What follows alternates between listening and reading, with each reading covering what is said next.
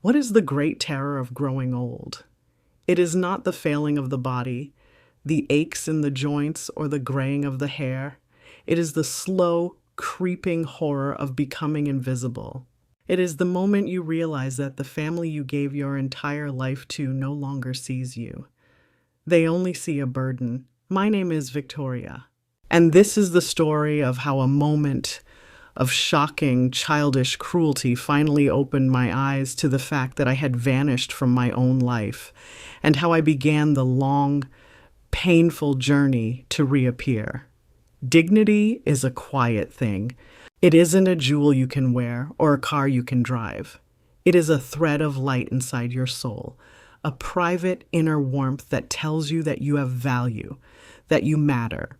For years, I had felt that thread wearing thin, frayed by 1,000 tiny cuts of disrespect, 1,000 moments of being made to feel like a burden. Until one Sunday afternoon when my own grandson, my only grandson, took a pair of scissors and snipped that thread in two. Dear friends, we're so happy you're here with us today. Every time you join, it gives us the chance to share stories that might inspire you, guide you, or even change the way you see things. Your comments and support mean the world to us, and we're truly grateful. Tell us, what challenges have you faced in life, or maybe you're facing right now? We might just find a story that feels close to yours, and who knows, it could be exactly what you need.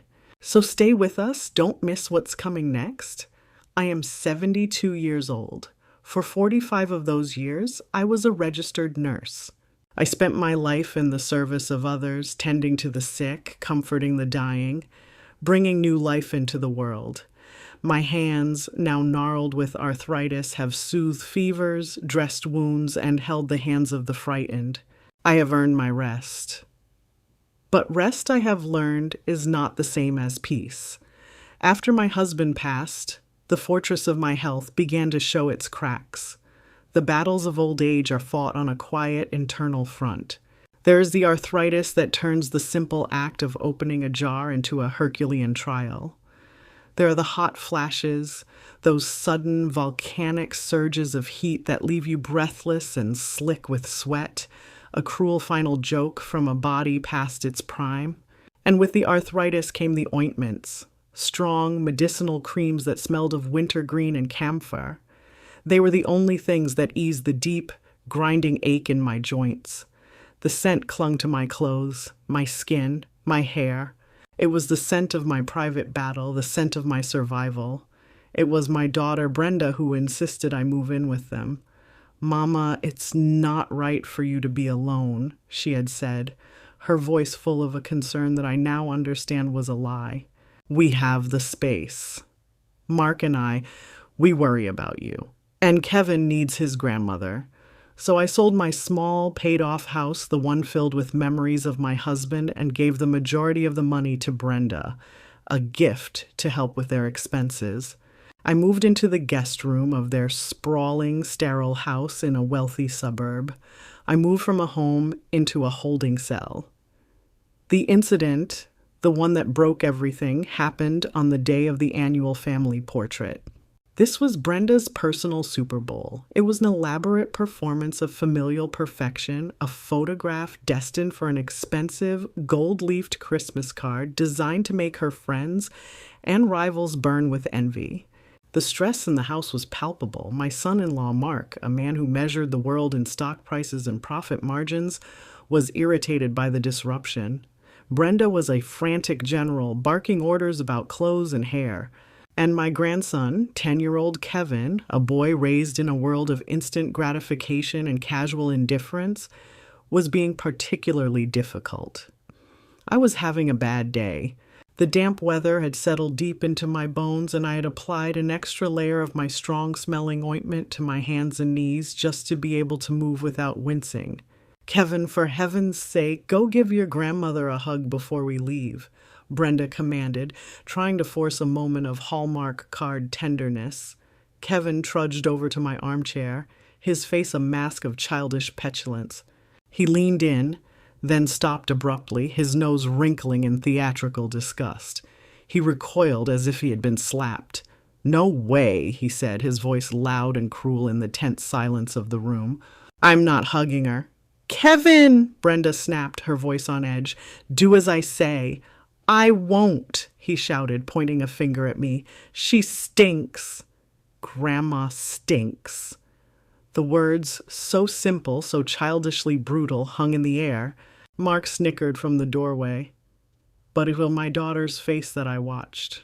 I saw the flash of fury in her eyes, and I saw, with a clarity that stopped my heart, that her anger was not directed at her son for his cruelty. It was directed at me.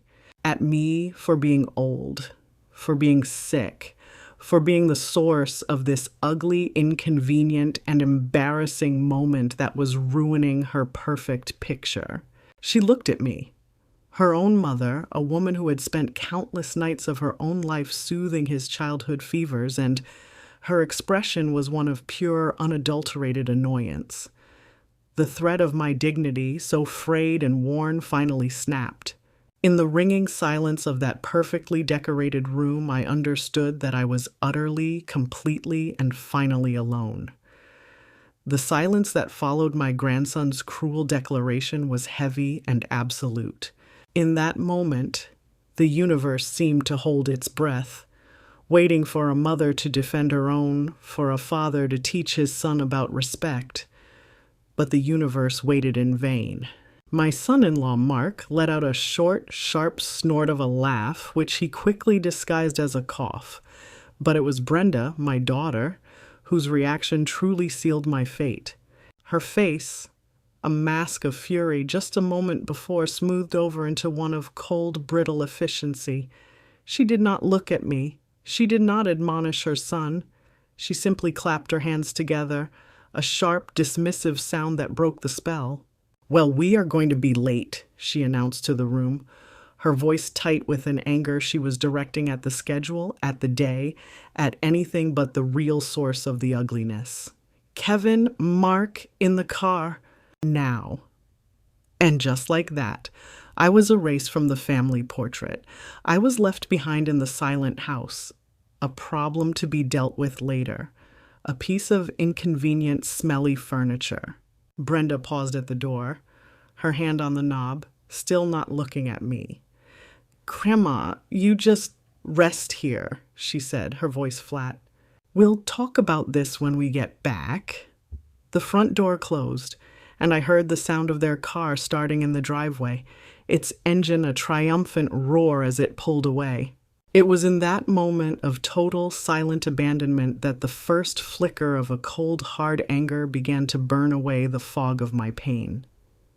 My mind, a traitorous thing, replayed the path that had led me to this armchair. It had been paved with good intentions, mine at least.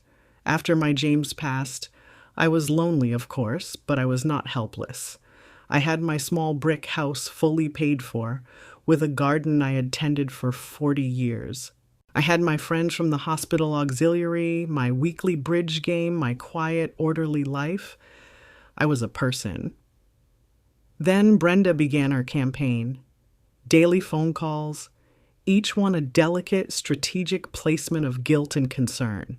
"Mama, I just lie awake at night worrying about you all alone in that big house. What if you fell? Mama, Kevin asks about you all the time. He needs to grow up with his grandmother's influence. How do you say no to the child you gave everything to? How do you look into her pleading eyes and admit that you don't trust the intentions of the man she married?" I couldn't do it. And my love, my unconditional, foolish mother's love, became the weapon she and her husband used against me. The final move was the financial one. It was Mark who had presented it, his voice a smooth, reasonable baritone, making it all sound so logical. "Victoria," he'd said, calling me by my first name as he always did when he was about to deliver a financial lecture, "it just doesn't make sense for your money from the house sale to sit in a low-yield savings account. Inflation is eating it away. We have an idea that benefits the whole family. If you help us pay down a significant chunk of our mortgage, you're essentially investing in the house you'll be living in. It's still your asset, but it's working for the family, reducing our monthly burden and freeing up capital for Kevin's future. They called it an investment in the family. I see now that it was a transaction. I had traded my independence, my home, and my life savings, all for a guest room in my daughter's house and the illusion of being loved. It was the worst deal of my life. I had signed the papers, handed over the check, and in doing so, had handed them the keys not just to my finances, but to my life. I had made myself a dependent. I had made myself a burden. And burdens, I was learning, are the first things to be discarded when they become inconvenient. I was brought back to the present by the grandfather clock in the hall chiming the hour. The house was still and silent. The initial searing pain of the insult was beginning to fade, replaced by a chilling clarity. I saw the last year for what it was. A slow, methodical stripping away of my identity. First my home, then my money, then my independence, and now, finally, my dignity. I looked down at my hands, resting in my lap. They were gnarled with arthritis, the skin thin and spotted, the knuckles swollen. They were the hands of an old woman, but they were also the hands that had taken my daughter's temperature, that had braided her hair, that had held her tight when she had nightmares. They were the hands of a nurse, a wife, a mother, and a grandmother. They were the hands of a life well lived, and a new, unfamiliar, and deeply dangerous thought began to form in my mind. What if I was not the person they saw? What if I was not just an inconvenient, smelly old woman? What if I was more than a burden? What now? The grandfather clock in the hall chimed once, a single solemn note that marked the half hour. I sat in the armchair, the echo of the chime fading into the oppressive silence of the house. The shock, that first searing wave of pain and humiliation, had crashed over me and was now receding. But after a great wave pulls back from the shore, you can finally see what the storm has uncovered. In the wreckage of my illusions about my daughter's love, I began to see the hard, sharp, and undeniable edges of the truth. I was a guest in this house, a dependent. My presence was tolerated only as long as it was convenient, and I had just become deeply inconvenient. The question that had echoed in my mind a few moments ago, "What now?" was no longer a cry of despair. It was a practical question. It was the question a nurse asks herself when a patient's vital signs crash. It was time to assess the situation, to stop feeling and start thinking. What were the facts? I was 72. I had chronic arthritis.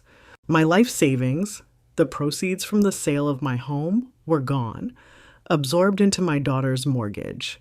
My only income was a modest pension and my Social Security check, most of which I already handed over to Brenda for household expenses. On paper, I was trapped. I was exactly the powerless old woman they saw me as. What do you do when you realize you have given everything away? When your love, your home, and your money have all been consumed by the people you trusted most? You search the ashes.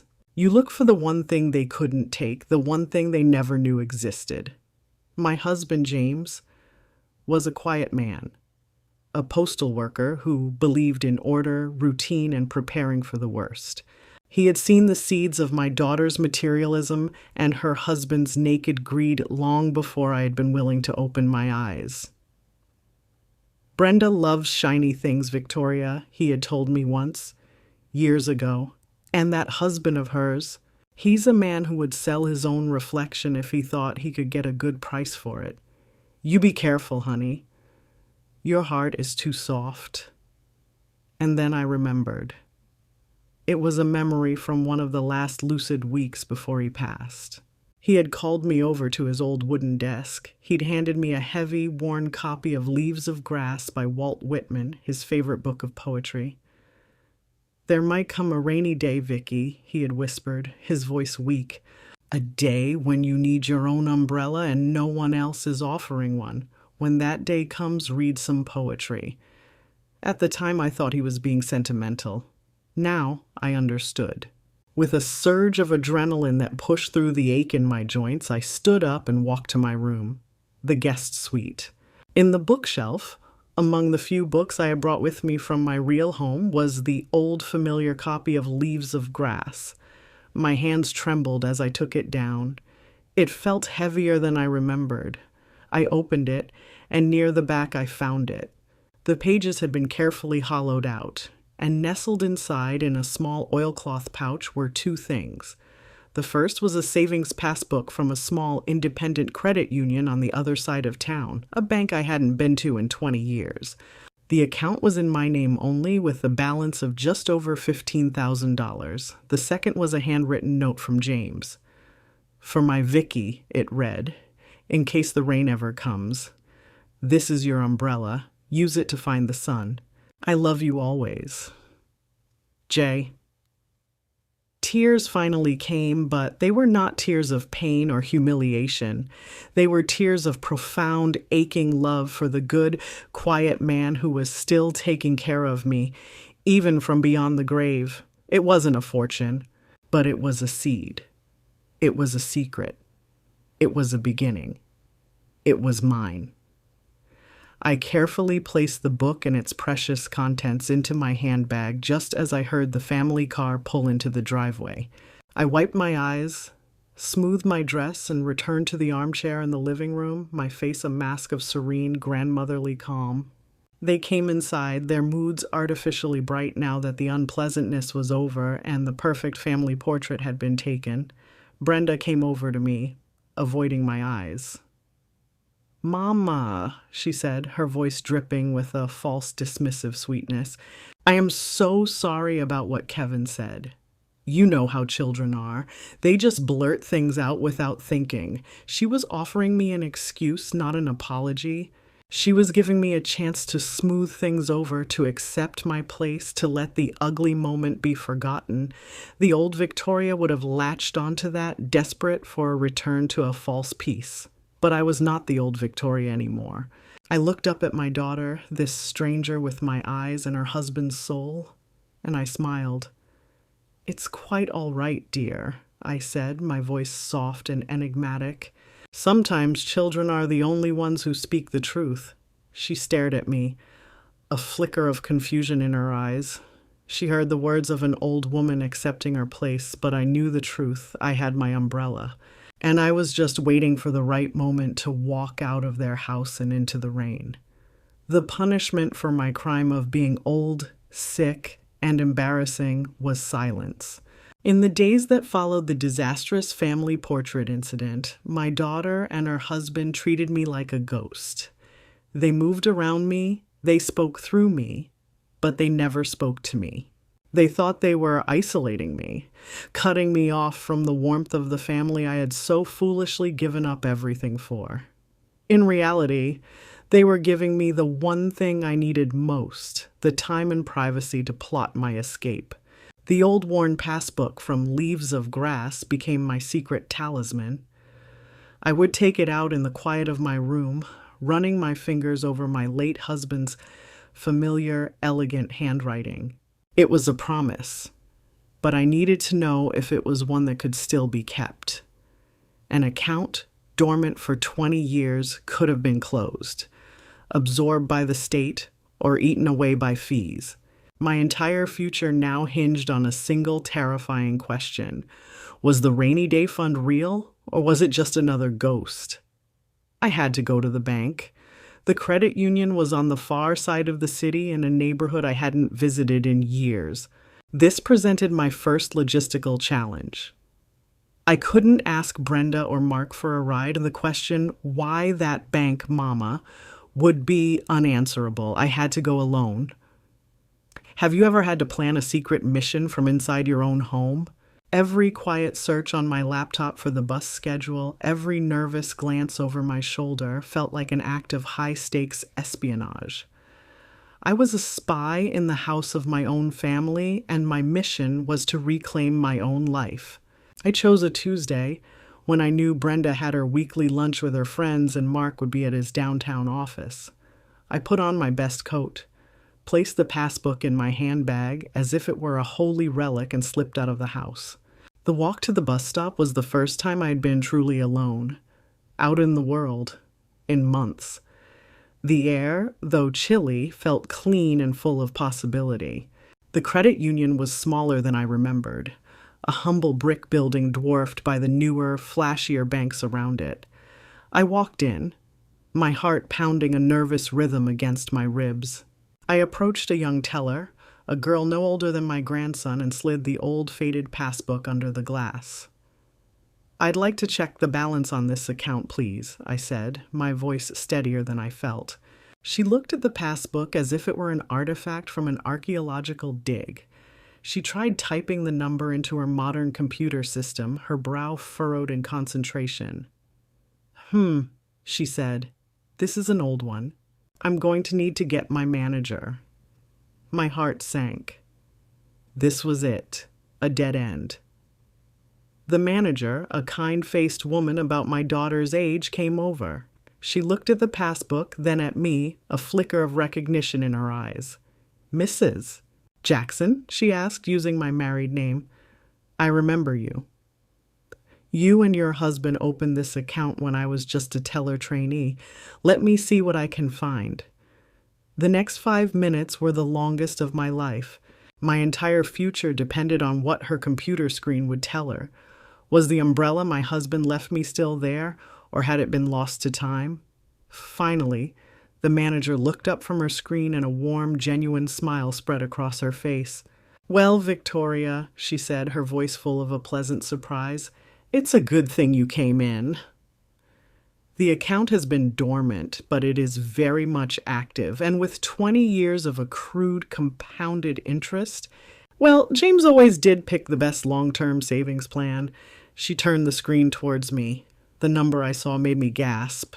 The $15,000 my husband had so carefully tucked away had, through the slow, patient magic of time, grown to just over $27,000. It wasn't a fortune by my son-in-law's standards, but to me, it was the world. It was the key to my cage. It was a deposit on a new apartment. It was a lawyer's retainer. It was my independence. I didn't just check the balance, I took action. "I'd like to withdraw $200 in cash," I said, my voice firm with a newfound confidence, "and I'd like to order a debit card and a checkbook for this account." "Of course," the manager said. "Where should we mail them?" "I'll be setting up a post office box," I said, the plan forming even as I spoke. "Please have them held here. I'll come back to pick them up in person next week." I walked out of that bank and into the bright afternoon sunlight feeling like a different woman. The air seemed lighter, the colors of the city more vibrant. I had the crisp bills in my wallet, a tangible proof of my secret wealth. I was no longer just a victim with a desperate hope. I was a woman with a plan, and now I had the resources to see it through. The rising action of my own life had finally, truly begun. I walked back into my daughter's house a different woman than the one who had left a few hours earlier. The house was still the same, cold, silent, and imposing, but I was no longer its prisoner. I was a funded operative with a mission. The cash in my purse was more than just money. It was the tangible proof of my independence, a secret weapon they had no idea I possessed. The first step of my liberation was complete. The next, and more critical step, was to find my general. A nurse knows that you cannot perform a complex surgery alone. You need a team. You need experts. I had the will to escape, and now the modest funds to make it possible, but I was a 72-year-old woman with aching joints living behind enemy lines. I needed a lawyer, someone who could navigate the legal minefield that I knew Brenda and Mark would create the moment they realized I was leaving. In a war of whispers and familial betrayal, who can you truly trust? For me, the answer was not the family who shared my blood, but the friends who had shared my life and my values. I knew there was only one person I could call. I waited until the next afternoon, a time I knew Brenda and Mark would both be out. I took my laptop into my bedroom, closed the door, and initiated a video call. The face that appeared on my screen was that of my dearest friend, Martha. We had known each other for 50 years, since we were both young nurses starting our careers at the same hospital. Her loyalty was as solid and as comforting as the old oak pews in our church. Her face, usually wreathed in a warm smile, creased with immediate concern. "Victoria, honey, you don't look well. What's wrong?" And so I told her. Not everything. Not the ugly, childish insult from my grandson or the full, painful depth of my daughter's betrayal. I gave her the clinical assessment a good nurse would give. "Martha, I am in a difficult, untenable situation here," I said, my voice a low, controlled whisper. "It is no longer safe or healthy for me to live in this house. I need to leave, and I need to do it quietly and quickly. To do that, I need a lawyer. A very good one. Someone who understands our community and isn't afraid of a fight with a rich, arrogant man." Martha listened, her expression shifting from concern to a grim, righteous anger on my behalf. She was the kind of friend who didn't offer empty pity, she offered solutions. "I see," she said, her voice now sharp and focused. "They showed their true colors, did they? I never did trust that son-in-law of yours. He always had the smile of a fox in a hen house." She paused, her mind clearly working. "You need more than just a good lawyer, Victoria. You need a warrior." My friend listened to my hushed, desperate story. She didn't offer platitudes. She offered a name of a lawyer who specialized not just in family law and elder care, but in fighting dragons. And my dragon, she knew, was a particularly nasty one. "Her name is Evelyn Reed," Martha said. "My niece used her a few years ago for a difficult inheritance case. She's brilliant, she's tough as nails, and she has a special place in her heart for taking down bullies who think their money makes them invincible. She's the one you need." Martha gave me the number.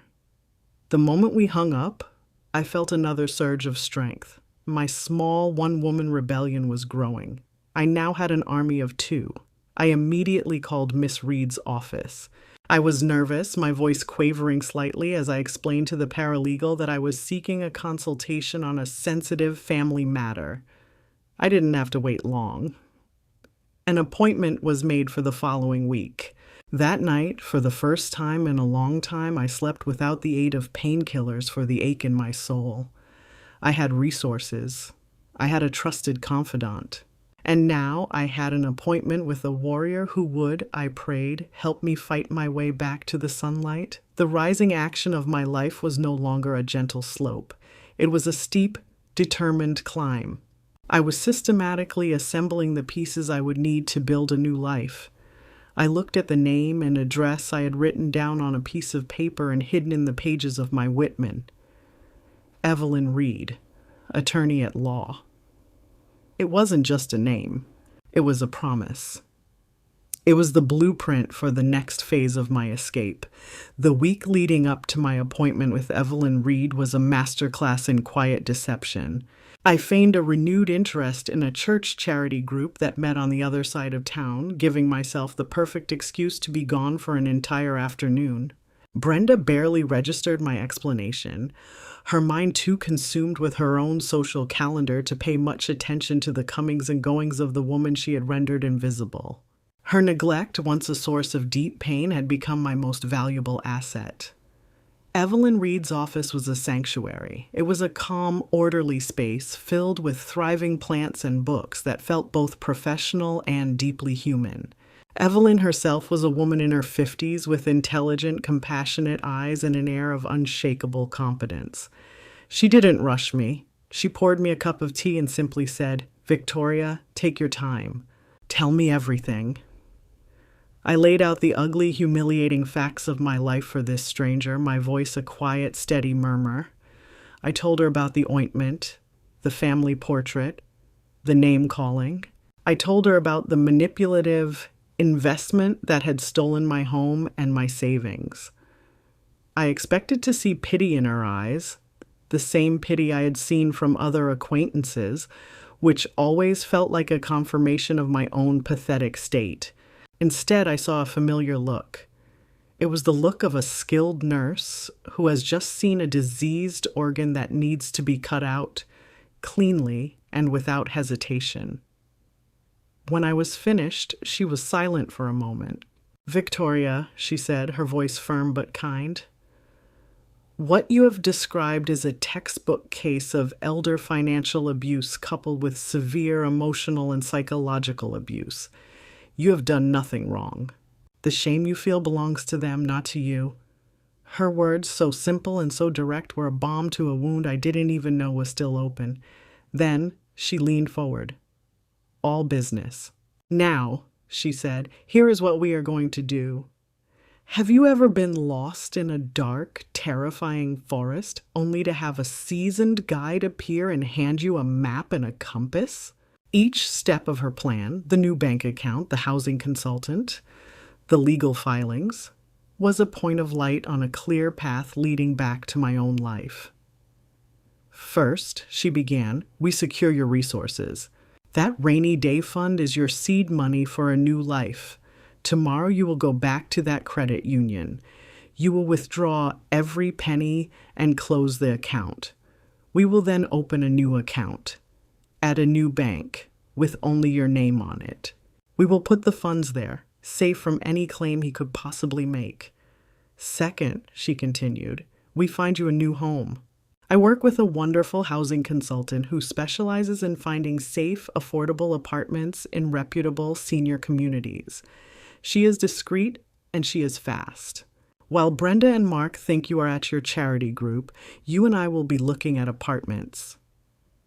Third, we plan your exit. Once we have a place secured, we will choose a day and a time. You will pack 1 or 2 essential suitcases. We will have a moving service on standby to retrieve the rest of your personal belongings at a later date, with a police escort if necessary. And finally," she said, her eyes now glinting with a warrior's light, "once you are safe and established, we fight back. We will file a lawsuit against your daughter and son-in-law to attempt to recover a portion of the funds you gave them under duress and fraudulent pretenses. It will be a hard fight, but one worth fighting." My lawyer gave me a choice. I could slip away quietly into the night, or I could stand and fight to get back what they had stolen from me. The old Victoria, the woman who had sat in that armchair just a week ago, would have just wanted to disappear. But the woman sitting in that office, the one who had been called stinky by her own grandson, wanted more than just an escape. She wanted a reckoning. "We fight," I said, my voice clear and strong. Evelyn Reed smiled. "Good," she said. "I like a fighter." I walked out of her office an hour later, my handbag containing not just a passbook, but a detailed, multi-step blueprint for my own liberation. I was no longer a frightened woman with a desperate, secret hope. I was a woman with a plan, a strategy, and a powerful, brilliant general by my side. I looked down at the business card in my hand. Evelyn Reed, attorney at law. It wasn't just a name. It was my declaration of independence. An escape plan is a delicate piece of machinery. Every moving part must work in perfect, silent synchronicity. One wrong move, one suspicious question, could bring the entire thing crashing down. In the week that followed my meeting with Evelyn Reed, I was no longer a grandmother living with her family. I was a secret agent on a mission, and my own daughter was the unwitting warden of my prison. The first step, and the most dangerous, was to secure my resources. I had to move the rainy day fund. I used the same excuse as before, a charity meeting at the church, but this time, as I was leaving, Brenda stopped me in the foyer. "Mama, where are you going with that big handbag?" she asked. Her eyes narrowed with a flicker of suspicion. "It looks heavy." My heart leaped into my throat. The bag contained the old passbook, all my identification, and the heavy copy of Leaves of Grass where I would hide the new documents. "I'm bringing some old books to donate to the church library after my meeting, dear," I said, my voice a marvel of calm, practiced innocence. Martha said they needed some classics. She accepted it, her mind already moving on to her next social engagement. The close call left me shaken but resolute. I could not afford a single mistake. The journey to the credit union was filled with a nervous, electric energy. I was a fugitive, about to collect her escape fund. I walked in, and the same kind manager greeted me. "Victoria, good to see you again," she said. "I need to close my account today, dear," I told her. The process was filled with a quiet, somber finality. What is the sound of freedom? For me, it was the definitive thud of the bank teller's stamp on the account closure form. It was the crisp, satisfying rustle of a cashier's check for $27,312 being slid under the glass. It was the sound of a loving provision from a dead husband being secured and the birth of a new, independent future. From there, I took a taxi to a completely different bank, a place I had never been, and where my daughter had no connections. I opened a new account with a new debit card and a new checkbook. For the first time in my adult life, I held in my hand a piece of plastic that was attached to an account my husband had not created and my daughter did not know existed. It wasn't just a debit card, it was a key, and I was about to start unlocking doors. The next day, I had my second charity meeting. This time, it was with Sarah, the senior housing consultant Evelyn had recommended. Sarah was a warm, energetic woman who looked at me not as a case, but as a person. We sat in her comfortable office, and she showed me brochures and virtual tours of different senior living communities. It was an overwhelming experience. For years, my world had been shrinking, closing in on me until it was the size of a single guest room. Now, suddenly, I was being presented with a world of possibilities. There were communities with swimming pools, with art classes, with shuttle buses to the theater. For the first time, I was not just running from a life of misery. I was running to a life of potential joy and companionship. Then Sarah showed me one that made my heart stop. It wasn't the fanciest, but the brochure showed a small one-bedroom apartment with a walkout patio that opened onto a large, beautifully maintained community garden. There was a library, a walking path, and a feeling of genuine, unpretentious community. "This one," I said, my voice catching. "This is the one." Sarah smiled. "I thought you might like that one. It's called The Gardens at Oak Haven. It's quiet, respected, and they have an opening at the end of the month." We drove there that same afternoon. The apartment was small, but it was bright and clean, and the little patio was perfect. Standing there, looking out at the gardens where other residents were tending their flowers, I could finally, truly picture a future for myself. It was a future of peace, of dignity, of having my own key to my own front door. We returned to Sarah's office. She prepared the lease agreement. I took out the new checkbook from my handbag. With a hand that did not tremble, I wrote out a check for the security deposit and the first month's rent, my new independent signature flowing across the paper. I had done it. My escape was no longer an abstract plan. It was a scheduled event, with a date on a calendar and a signed lease agreement. I walked out of that office and back into the world, the keys to my new life, feeling heavy and real in the palm of my hand. I returned to my daughter's house that afternoon, the keys to my new apartment tucked safely in the secret inner pocket of my handbag. They felt both as heavy as a stone and as light as a feather. They were the weight of a monumental decision and the lightness of a future I could finally call my own. My escape was no longer a desperate hope. It was a scheduled event. My move-in date was in 2 weeks. For the next 14 days, I would have to live a double life. An escape plan, I was learning, is a delicate and exhausting piece of machinery. One wrong move, one suspicious glance, could bring the entire thing crashing down. I was no longer just a grandmother living in her daughter's home. I was a secret agent on her final, most dangerous mission, and my own family was the enemy. During the day, I continued to play the part they had assigned me, the quiet, slightly dotty, and compliant old woman. I would sit in my armchair, pretending to read, my face a mask of placid calm. But behind that mask, my mind was a whirlwind of logistics and planning.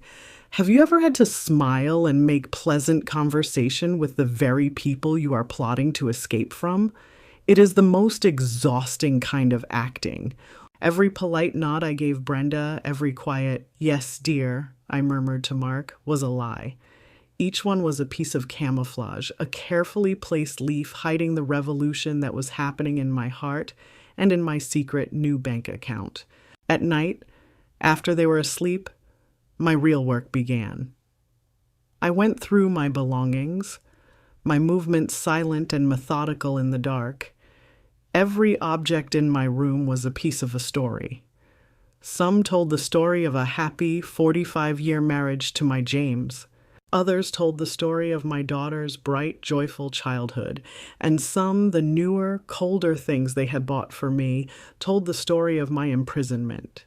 I became the curator of my own life, carefully deciding which pieces were worthy of being moved to the new museum. I packed 2 suitcases with the essentials, my clothes, my toiletries, my important documents, and the small, precious box containing my husband's letters and our wedding photo. I hid the packed suitcases in the back of the deep closet behind a row of old winter coats they never bothered to look at. The close call when it came was terrifying. It was a Saturday afternoon.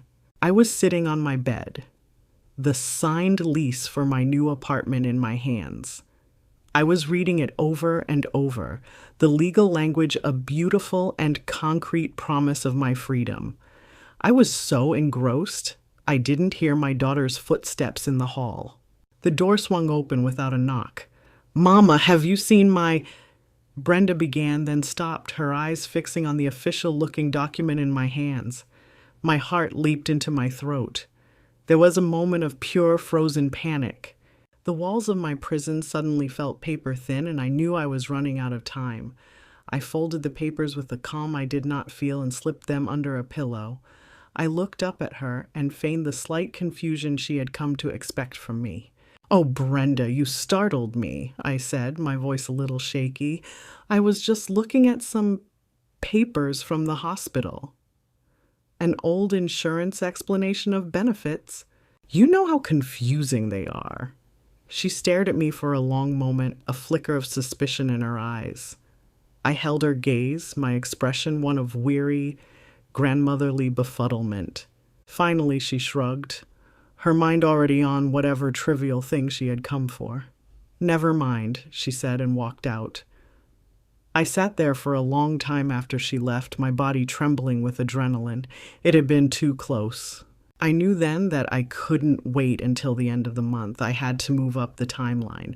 That evening, I made a call to Evelyn Reed. "The situation here is becoming unstable," I told her. "I need to leave sooner." We made a new plan. My exit would be in 3 days. Tuesday. It would be the day Brenda had her weekly spa appointment and Mark had a standing lunch with his investment partners. I would have a guaranteed 3-hour window of an empty house. Evelyn would arrange for a discreet car service to pick me up. The final night in that house was the longest of my life. I lay in the dark, listening to the unfamiliar sounds of a house that had never truly been my home. I thought about the woman who had walked into this house months ago, so full of a desperate, foolish hope. I thought about the woman I was now, a strategist, a survivor, an escape artist on the eve of her final performance. Tonight, I would sleep one last time in the bed of a prisoner. Tomorrow, I would wake up in the bed of a free woman, if I could just make it through the night. Tuesday morning arrived, draped in a gray, unassuming sky that perfectly mirrored the calm facade I had to project. Inside, my heart was a frantic drum, beating out the rhythm of fear and hope. I went through the motions of our morning routine one last time, my movements slow and deliberate, terrified that a single tremble in my hand as I poured the coffee would betray the monumental act of rebellion I was about to commit. Brenda was in high spirits, chattering about the new facial treatment she was going to try at her spa appointment. Mark was on his phone, barking at his stockbroker. They were so consumed by their own worlds, so utterly convinced of my docile irrelevance, that they were completely oblivious. I was a ghost at my own breakfast table, a woman who was already, in her heart, 1,000 miles away. I watched my daughter apply her lipstick in the hall mirror, talking about her spa day. She was preparing for an afternoon of pampering. I was preparing for an afternoon that would decide the entire rest of my life. We were two women in the same house, living in completely different universes. Brenda left first, her expensive car purring out of the driveway at precisely 10:30. Mark followed an hour later, shouting a perfunctory, "Bye, Victoria," as he headed to his power lunch. I listened as the automatic garage door rumbled shut, the sound a final, definitive seal on my old life. Have you ever felt a silence so total and so full of possibility that it feels like the first breath of air after being underwater for too long? The moment that garage door closed, the house was mine. The silence that filled it was not the silence of loneliness, but the silence of liberation. My prison was now, for the next 3 hours, completely unguarded. I didn't waste a second. I retrieved my 2 packed suitcases from the back of the closet. I took one last sweeping look at the guest room that had been my cage. I felt nothing. No sentiment, no regret. I walked through the silent, cavernous house, my footsteps echoing on the marble floors. I did not look at the family photos on the walls, portraits of a smiling, happy family that was a complete and utter fiction. My car service was scheduled for noon. At 11:58, a discreet, dark sedan pulled up to the curb exactly as Evelyn had promised. I took a deep breath, opened the front door, and walked out, pulling my suitcases behind me. Every spy movie has a scene where the hero walks away from an explosion without looking back. As I closed the front door of that house for the final time, leaving the key on the inside, I wasn't just walking away from a building. I was walking away from the explosion of my old life, and I was determined not to get hit by the shrapnel. The driver, a kind middle-aged man, took my bags without a word and placed them in the trunk. I slid into the clean, quiet back seat and we pulled away from the curb. I did not look back. The drive to the gardens at Oak Haven was a journey through my own past and into my future. We drove away from the wealthy, sterile suburbs with their identical McMansions and manicured lawns and headed toward an older, quieter part of the city. A place where the houses had character and the trees were old and tall. When we arrived, Sarah, the housing consultant, was waiting for me at the entrance, a warm, welcoming smile on her face. "Welcome home, Victoria," she said, and the words, so simple, brought tears to my eyes. She walked me to my new apartment. It was on the ground floor, a small, simple one-bedroom unit, but it was filled with the light of the afternoon sun. Sarah handed me the key. "I'll leave you to get settled," she said kindly. "Let me know if you need anything at all." I stepped inside and closed the door. I was alone, truly alone for the first time. I dropped my handbag on a chair and walked through the small empty space, my space. I walked to the glass sliding door at the back of the living room. I unlocked it and slid it open.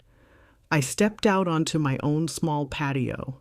Before me was a lovely shared garden, alive with the vibrant colors of late-season flowers. The sun was warm on my face, my own real 52-year-old face. A gentle breeze rustled the leaves of a large oak tree nearby. I closed my eyes and took a deep, shuddering breath. I was not a prisoner. I was not a burden. I was not a ghost. I was home. For the first time in years, the only sound in my new home was the steady, quiet beating of my own heart. It was a gentle rhythm, a song of peace. I spent that first afternoon in a state of surreal tranquility, unpacking my 2 small suitcases, placing the photo of my James on my new nightstand. Every object I placed, every book I set on the shelf, was an act of claiming this new territory as my own. I did not yet know that this quiet was the calm before the final furious storm. Miles away in the cold, silent house I had just escaped, the fuse was being lit.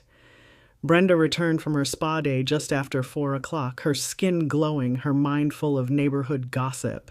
As she later recounted in a legal deposition, she didn't even notice my absence at first. She called out a perfunctory, "Mama, I'm home," and, receiving no answer, simply assumed I was napping in my room. She poured herself a glass of wine and began scrolling through her phone. Mark came home an hour later, full of bluster from his successful lunch. It was only when they began to discuss dinner that my absence became a practical problem. "Ask your mother what she wants," Mark said, loosening his tie. It was then that they discovered the empty room. Have you ever looked for something you never truly valued, only to be terrified by its absence? They had seen me as a piece of furniture, a fixture in their home whose only purpose was to serve their needs. Now the fixture was gone, and in its place was a gaping hole in the terrifying specter of their own accountability. Brenda's first emotion was annoyance. "Honestly, where could that woman have wandered off to?" she said, irritated. Then came a flicker of genuine panic. Had I fallen? Was I hurt somewhere? They did a quick, frantic search of the house and yard. Nothing. It was as if I had simply vanished. And then, on the perfectly made bed in my empty room, Brenda saw it. A single crisp white envelope with her name and Mark's written on the front in my neat school teacher's handwriting. It was not a goodbye letter. It was a declaration of war. The note contained no emotion, no pleas, no explanations. It contained only 2 things that were completely alien to their world: my freedom and the name of my lawyer. "Brenda and Mark," it read, "this letter is to inform you that I have vacated the premises permanently. My attorney, Miss Evelyn Reed, will be in contact with you in the coming days regarding the retrieval of my remaining personal property. She will also be discussing all related financial matters tied to the sale of my previous home. Do not attempt to contact me directly. All future communication must be directed to her office." The silence in the room as they read it must have been profound. The confused, feeble old woman had not just wandered off. She had an attorney. She was organized. She was making demands. Brenda's reaction, as her lawyer later admitted, was one of wounded narcissistic betrayal. "How could she do this to me?" she reportedly wailed. Mark's reaction, however, was far more practical and immediate. The mention of financial matters had set off every alarm in his greedy, calculating mind. "The money," he snarled, his face turning a dark, mottled red. "That old witch has run off with our money." The $27,000 in my rainy day fund was a pittance to them. He was talking about the hundreds of thousands of dollars from my house sale, the money they had already absorbed into their mortgage, the money they saw as their rightful inheritance. The chaos erupted. He grabbed his phone, trying to call me, his rage growing with every unanswered ring. He logged into my old bank account online, the one I had left a few $100s in as a decoy, and saw the modest balance, which only confused and enraged him more. Brenda was sobbing. Not for the loss of her mother, but for the catastrophic social embarrassment this would cause. They were scrambling, blindsided by a woman they had never truly seen. The climax of their carefully laid plan had ended not in their victory, but in their utter bafflement. The hunt was now on. Mark grabbed his keys, his face a mask of fury. He turned to his weeping wife. "Stop crying and start thinking," he roared. call her friends, call the church, call everyone you can think of. She couldn't have gotten far. He stormed out of the room, his mind racing. Find her, he muttered to himself as he headed for the garage. Find her and find out where she put our money. For years, my daughter had systematically isolated me, severing my connections to the outside world with 1,000 small, subtle cuts. Oh, Mama, you're too tired to go to your church group today. Just rest. Don't worry about lunch with Martha. I'll bring you something nice. Now, in her desperation, she turned to those same friends for help, expecting a chorus of sympathy for the poor, worried daughter whose confused mother had wandered away. She was about to learn that while she had been busy building an empire of money, I had been tending to a different, more durable kind of wealth, a lifetime of loyalty and trust. Her first call was to my best friend, Martha. I know because Martha called me on my new secret phone the moment she hung up. Brenda had apparently been hysterical, weaving a tale of a poor, frail, and mentally fragile Victoria who had vanished, likely disoriented and in danger. "We're worried sick, Martha," she had cried. "We don't know where she is." Martha, a woman who had known me for 50 years and could read my silences better than most people could read a book, played her part to perfection. "Oh, you poor dear," she had cooed, her voice full of a sympathy as fake as Brenda's concern. "I am sure she can't have gone far." Victoria's a very capable woman, you know. Don't you worry. If I hear from her, I will be sure to tell her that you called. What is the sound of a closing door? My daughter, who had slammed the door of her home on me, was now finding every door in her mother's world quietly and politely closing in her face. She called 2 other friends from my old hospital auxiliary group and received the same warm, unhelpful, and utterly impenetrable wall of polite concern. My friends, my true family, had formed a silent, protective phalanx around me. While Brenda and Mark were frantically making phone calls, I was in the quiet, calm office of Evelyn Reed. We were not scrambling. We were strategizing. "They're searching for you," Evelyn said, a grim smile on her face, after I recounted Martha's call. "They are about to be found by a process server. While they are busy dialing phone numbers, we are going to be filing a document that will speak to them in the only language they truly understand, the language of a lawsuit." She explained the first official move. It wouldn't be the full, comprehensive lawsuit. That would come later. This would be the opening salvo, a legal shot across the bow designed to stop their hunt and put them on the defensive. It was a petition for a formal accounting and the return of assets.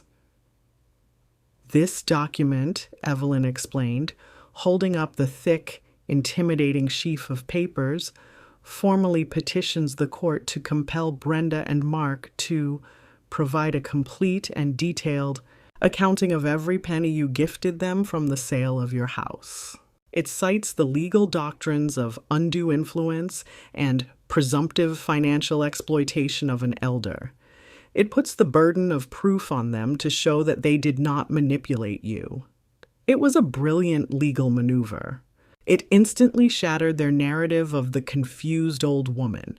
A confused old woman doesn't have an attorney file a petition for accounting. It reframed the entire situation. They were no longer the concerned children searching for their lost mother. They were now the official targets of a financial exploitation investigation. That afternoon, while I was safely ensconced in my new apartment, a process server, a tall, imposing man with a complete lack of expression, rang the doorbell of my daughter's house. Brenda, I imagine, opened the door, her face a mask of worried distraction, perhaps expecting a neighbor with news. Instead, she was met with this silent, official-looking man. "Are you Brenda Jackson?" he asked. "Yes." "You've been served," he said, handing her the thick, heavy legal envelope. He turned and walked away without another word. She would have taken the envelope inside, her hands trembling. She would have torn it open, thinking it was perhaps a letter from me, an explanation. Instead, she found pages of dense, terrifying legal language. She would have seen her own name, her husband's name, and the ugly, damning words, undue influence, financial exploitation, petition to compel. The hunt for her mother was over, a new, far more terrifying hunt. The one launched by the legal system, with her and her husband as the prey, had just begun.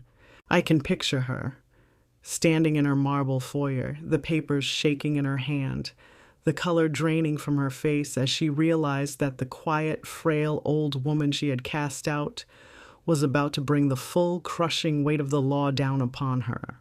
Perfectly curated life. The legal document was more than just a lawsuit. It was a mirror. And in its cold black and white print, my daughter and her husband were forced to see the reflection of their own monstrous greed. The beautiful united front of the perfect couple cracked and then shattered into 1,000 sharp-edged pieces of blame and recrimination. Brenda, as her lawyer later testified, fell into a state of hysterical denial. "This is a mistake. It's that lawyer's fault. She's manipulating my mother," she screamed, unable to process a reality in which she was not the victim. Mark, however, was a man of business. He understood the language of liability. He saw the words financial exploitation and undue influence, and he knew, with the cold certainty of a cornered animal, that their game was over.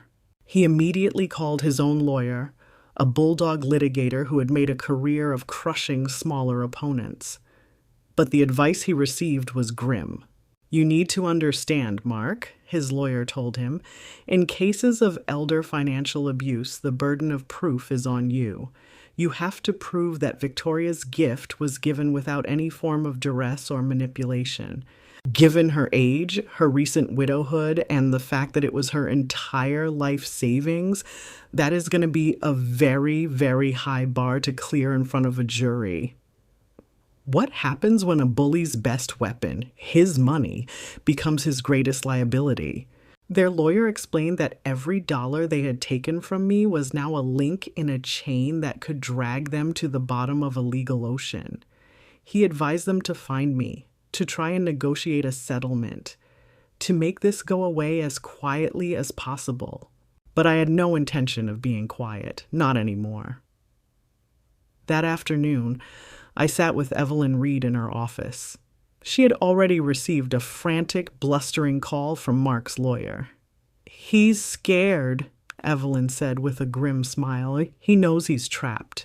He wants to negotiate. He wants to offer you a settlement in exchange for your silence." They thought the battle would be fought with lawyers and accountants. They thought it was all about money. They were about to learn that my final move had nothing to do with legal maneuvering and everything to do with the simple, undeniable power of the truth.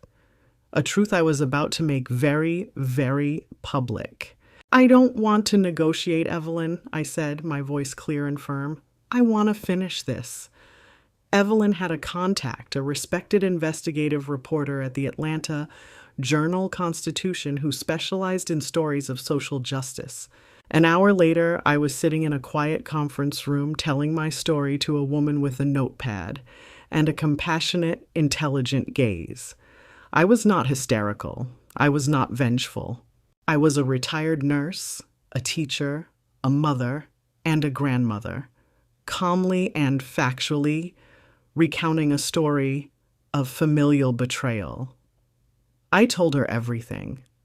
The loneliness after James died, my daughter's persuasive lies, the investment that swallowed my home, the daily humiliations, the family portrait, the smell of my ointment, the ugly, cruel words of my grandson, my escape, my rainy day fund, everything.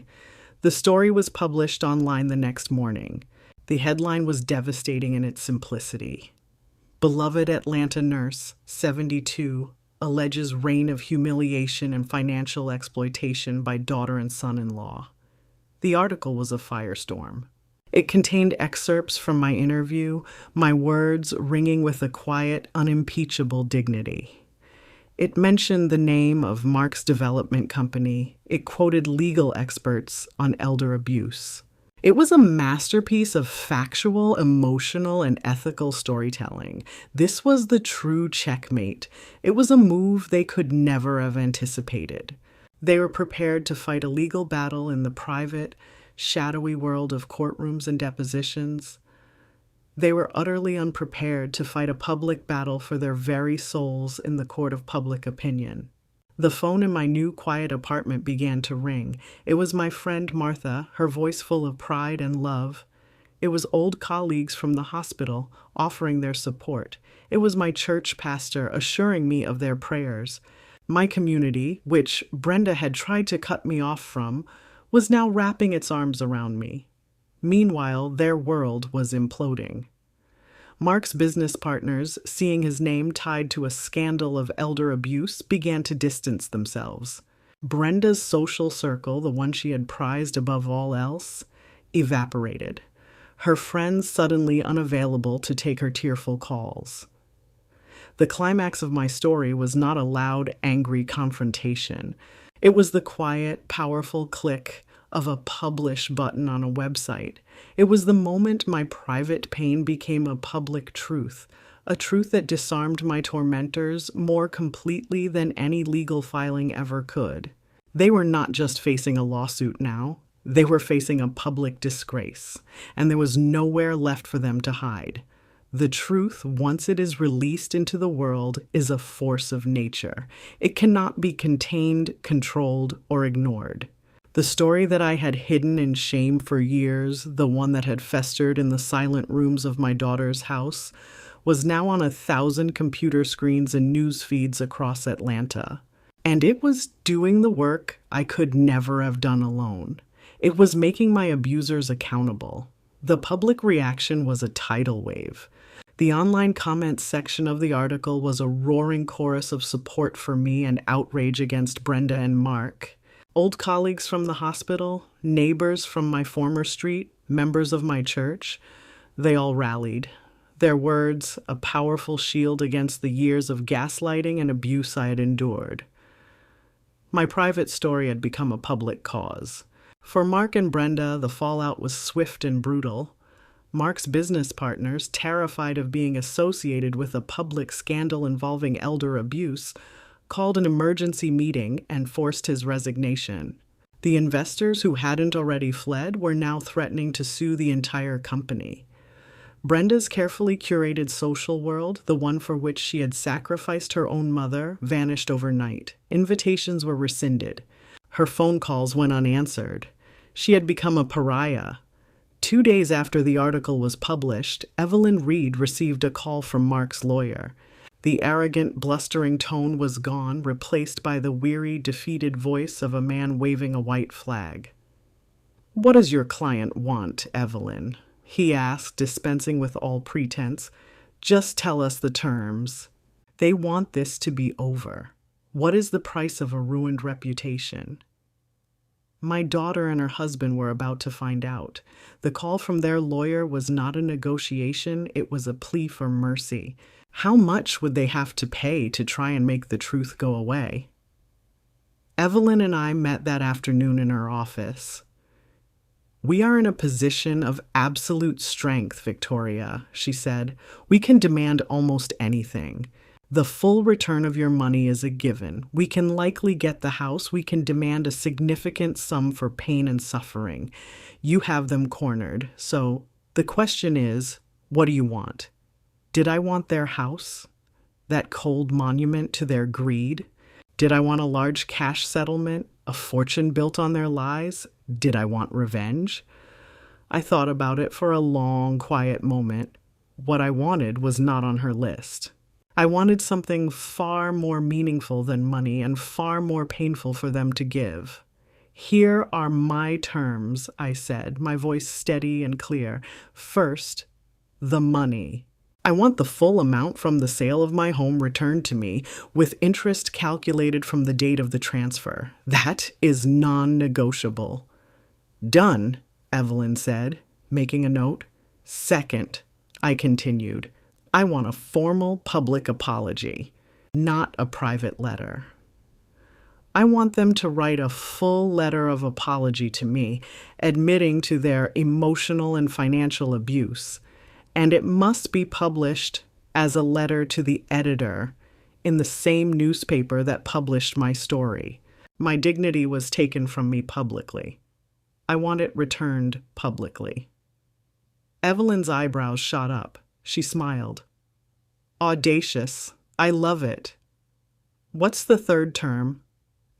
Third, I said, and this was the most important part. They must sell their house. That house is a symbol of everything that is wrong with their lives. I don't want it. I want them to sell it. And after my investment is returned, 1/3 of the remaining profit from the sale is to be donated, in their names, to the Georgia Division of Aging Services, specifically for their elder abuse prevention program. My lawyer looked at me, her professional composure finally breaking into a look of profound admiration. She now understood my endgame. This was not about enriching myself. This was about restorative justice. Evelyn Reed was on the phone with Mark's lawyer an hour later. She dictated my terms, her voice a calm, implacable force. I can only imagine the stunned silence on the other end of the line. They'd been prepared to write a large check to make their problem disappear. They were utterly unprepared for a demand that would force them to publicly admit their guilt and fund the very organization that fights against people like them. They had wanted a negotiation. I had given them a penance. My terms of surrender were not about money. They were about accountability. I did not want to take their wealth. I wanted them to be forced to confront the poverty of their own souls. For a narcissist like my son-in-law and a woman as obsessed with appearances as my daughter, there could be no greater punishment than a public admission of wrongdoing. Their first reaction, as Evelyn later recounted to me, was an explosion of indignant rage. They sat in their lawyer's office, listening to my terms, their faces a mask of disbelief. A public apology. Is she insane? Mark had apparently shouted, slamming his fist on the conference table. I will not be publicly humiliated by that old woman. And sell our house? Brenda had wailed. This is our home. She can't do that. Their lawyer, a pragmatic and deeply weary man, had let them vent their fury. When they were finished, he gave them the cold, hard dose of reality. What do you do when the truth is no longer a matter of opinion, but a matter of public record? You can either fight it and be consumed by the fire of public opinion and a losing court battle, or you can swallow what's left of your pride and beg for the ashes to be left alone. It was a choice between ruin and utter annihilation. You have no leverage here, their lawyer told them bluntly. Her case is ironclad. The public is entirely on her side. If we fight this in court, we will lose.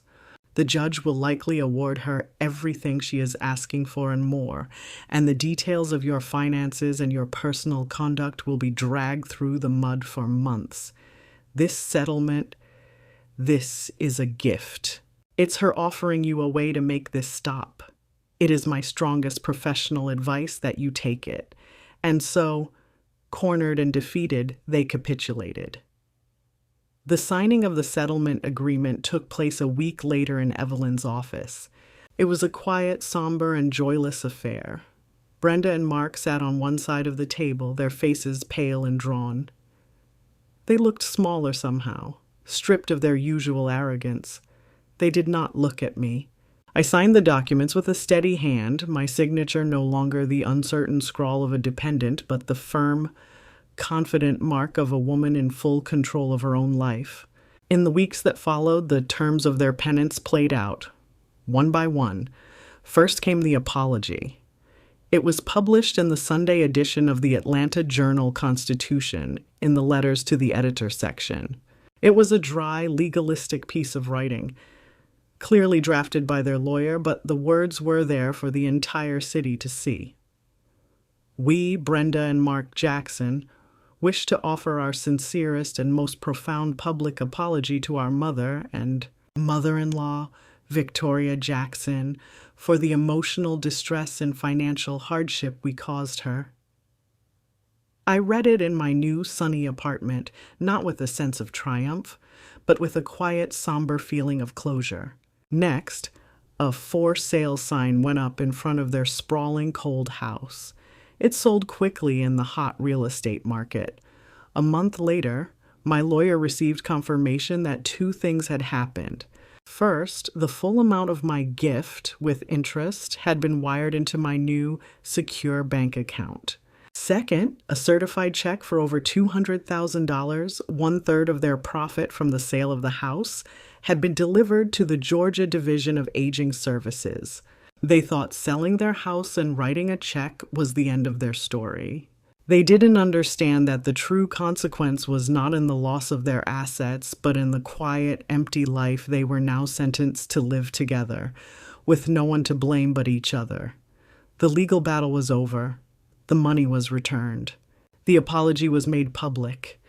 The great, noisy, dramatic war had ended, and in its place, a quiet, simple, and beautiful peace began to settle over my life. I had my own home, my own money, and my own future. But most importantly, I had my dignity back. I had looked into the face of my own invisibility, and I had refused to disappear. It has been 2 years since I walked out of my daughter's house with a single bag and a secret. The first year was about waging a quiet, determined war. This second year, this one has been about learning how to live in the peace that follows. And peace, I've discovered, is a garden. It requires daily tending, the patient pulling of weeds, and a deep, abiding faith in the sun. My life now is small, and it is beautiful. My little apartment at the gardens at Oak Haven is my sanctuary, filled not with expensive soulless objects, but with books, with photos of my James, and with the vibrant green life of too many houseplants. The community here has become my family. We are a collection of retired teachers, nurses, librarians, and mechanics. We are women and men with stories etched into our faces, with hands that have worked hard, and with a deep appreciation for the simple, quiet joys of a life well lived. Sometimes I am asked by my new friends if I miss the large house, the fancy things, the life of wealth I once lived. I always tell them the truth. How can you possibly miss the decorations of a cage you've escaped from? My daughter, Brenda, and her husband, Mark, moved away after they sold the house. They downsized to a small, generic rental in a town I do not know. I hear through the quiet grapevine of my old neighborhood that their lives are not happy. Stripped of their wealth and social standing, they have nothing left but each other and the sour, bitter taste of their own shared failure. I feel no triumph in this, only a distant, profound sadness for the woman my daughter chose to become. There was one final unexpected postscript. About 6 months ago, I received a letter forwarded to me by my friend Martha. The envelope was addressed to me in a child's clumsy, uncertain handwriting. It was from my grandson, Kevin. There were no apologies for what he had said. He was likely too young and too proud for that. It was just a single folded piece of drawing paper. On it, he had drawn a picture of a smiling stick figure with gray hair standing next to a huge, bright yellow sunflower. At the bottom, he had written, in shaky block letters, "I hope you are okay, Grandma." I have the drawing taped to my refrigerator. It is a small, hopeful sign that the poison of his parents' values did not completely consume him. It is a reminder that even in scorched earth, a single resilient seed can sometimes survive. My victory was not in their downfall. It was not in the return of my money or the public apology. My victory is here, in this moment. It is in the morning sun on my own small patio, a warmth that feels like a blessing. It is in the easy, genuine laughter I share with Martha and my other friends over our weekly card game. It is in the simple, profound joy of a life that is finally and completely my own. I look at my reflection now. In the clean glass of my patio door, I see a 73-year-old woman. I see the lines of a long life, the silver in my hair, the familiar landscape of my own skin. There is no mask, there is no shame. The scent that surrounds me is not of a medicinal ointment, but of the roses and lavender I have planted with my own two hands. My daughter and her husband tried to take my money, but in the end they gave me my freedom. They tried to strip me of my dignity, but instead they forced me to find a strength I never knew I possessed. They tried to make me invisible, and in doing so, they made me finally see myself. And the woman I see now, this quiet, gardening, book-loving old woman, I rather like her. She is a survivor. She is at peace. And she is home.